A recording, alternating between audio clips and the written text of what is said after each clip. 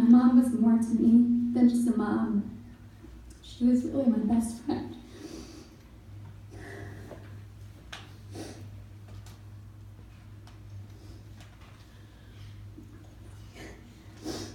She really prepared me for life in the best way that any mom can. She taught me countless lessons, like to never tell even a white lie, because trust is hard to gain and easy to lose. She taught me to always check if my coat fits properly by crossing my arms over my body. And I would say to her, "But Mom, when do we ever walk around doing this?" But she insisted that I do that, and I still find myself in the dressing room doing that, saying, "Does it fit?" She taught me that if you want something bad enough, it won't ever be handed to you, and you'll have to earn it. She taught me to treat others as I would want to be treated. And as I went through the years and months taking care of our mother, being by her side, she would constantly tell me that she was okay, she didn't need anything. I could go home, no thanks, she'll do it herself. And even when she was well, I would go with her to her appointments, because I knew that if I was sitting in that chair, in that doctor's office, she would be right there with me. One thing that my mom didn't teach me is how to prepare for today. One of the most difficult days in our lives. And this morning, as I was writing this, I almost went to call her because I always talk to my mom on the phone. And I wanted her to just proofread this and see how it sounds and make any corrections. And I couldn't. I would always ask her to share her opinion, whether good or bad, and she was always honest. If it was bad, she would let you know. I knew this would be the start of many instances where I would need my mom, and she wouldn't be there physically, on the phone or in person for me to reach out to. I know she would tell me that I'm doing it just how I think I'm going to do it, so just keep doing it that way. But it was nice having her voiced opinion there. Throughout my mom being sick, we surrounded her with fun times. And after every treatment, we would celebrate with a pig-out session at some of her favorite restaurants, as we knew the upcoming week would yield difficult times for her. We probably made more memories in this time that we would know would stockpile an entire room.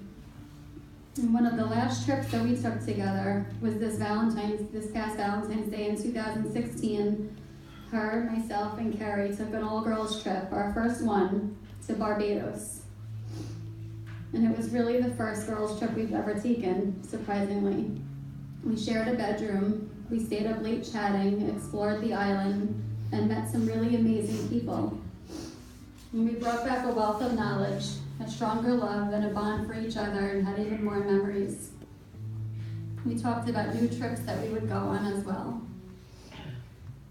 My mom and I always shared our love for crocheting, coffee, and the nail salon. Whenever we went, our crochet bags followed. It took me 3 long years to learn how to crochet, and before almost giving up, she would just keep pushing me and telling me that somebody needs to pass along this tradition that she had learned. She is truly a master at crocheting, and quickly we found another commonality between us. Over the years, we started a crochet group, and many of them, I think all of them are here actually. And this was a very special group of our friends, and we decided to do this when she got sick, just to bring everyone together and have something focused, have her mind focus on something different other than the illness. And we gathered around and tried to learn this fine art that she always made look so easy. And I would reassure those that were having a difficult time that it took me 3 years. My mom, however, could crochet with her eyes closed, with them behind her back. She could follow any pattern, and if I made a request for her to make me something for a coworker, for her friends, for the holidays, for a shower, she'd have it done by the end of the week. Each month that we met for crochet, it was apparent that our friends were just not as talented in the area of crochet as my mom was. So our crochet group quickly became an eating and drinking party, with 3 of us in the other room crocheting. We still had so much fun laughing and sharing in each other's company. My mom, aside from being my friend, quickly found her way as my assistant in my photography jobs. She really loved when I had a beach session and looked forward to it when I would call her up to come to Long Beach with me and assist, which meant she'd sit on the beach and watch the waves and the sunset and crochet, of course. We would both stop for coffee and she would have her crochet bags in tow. She always made friends with my clients and their children, and friendships and talking was always so easy for my mom to do wherever we went. And after the sunset, we would stay till the end, and usually then head back to my house for a quick bite to eat. My mom truly had a gift in making friends, and I think looking around this room as a parent, we would always joke that she cherished the fact that Carrie and I would never want her walking behind us at the mall when we went through our teen years.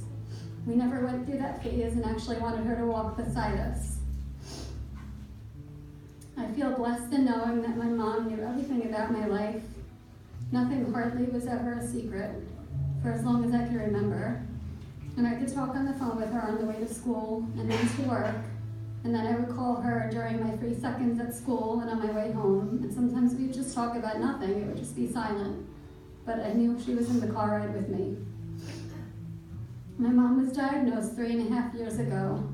And over the past 6 months, when things became increasingly difficult, I didn't cry, not one time at home. And Mike used to joke that I don't cry.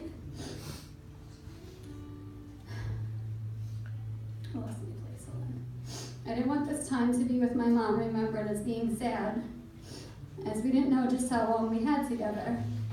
And every moment was sacred, and I wanted to be remembered with a smile. We talked about strength and courage and faith and hope, and my mom had all of those, but most of all, she was strong. I can't say that I would have been as strong as she was and still put a smile on my face.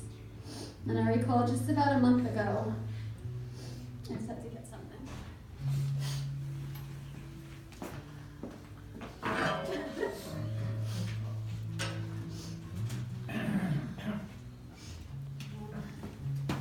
Just about a month ago, I was on her about exercising and moving her body and not stopping.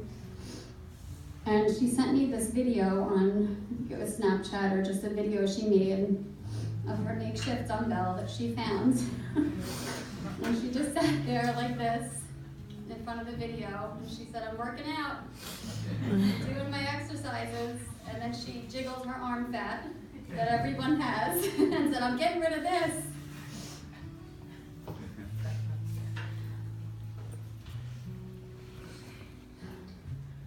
She was one determined woman in this world, and give up didn't exist in her vocabulary.